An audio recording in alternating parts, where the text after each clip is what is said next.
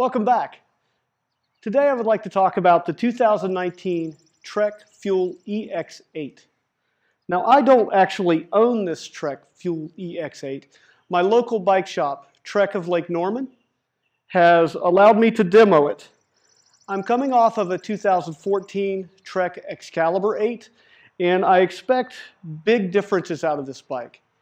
I'll be demoing it today, taking it for a test ride around our local trails, and then I hope to give you my impression. This is the new demo Trek Fuel EX8. I'm riding with the lovely Kathy today. Hi, Kathy. Super excited.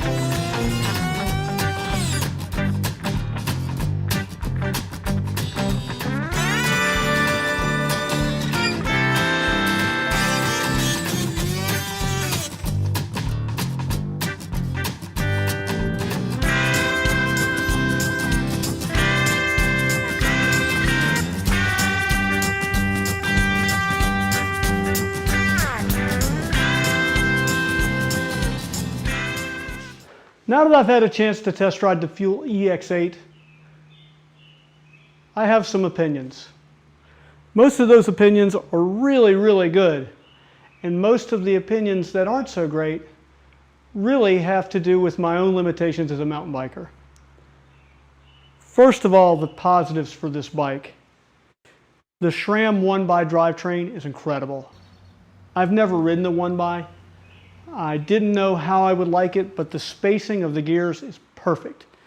You have your high highs and you have your low lows, and it really, really works well. The shifting is flawless, and I was really impressed with that. It's going to take me a little bit to get used to not using the left hand for the front chainring, but I'm really going to come to love it, I'm sure. The next wonderful thing I want to say about this bike: the brakes are incredible. The inclusion of Shimano brakes for the 2018/2019 model was really, really a great thing. The modulation of the brakes was perfect. The stopping power, everything about it, I really enjoyed that level of quality in brakes. The bike was not terribly light. It comes in at about, I believe the website said it was somewhere around 30, 31 pounds.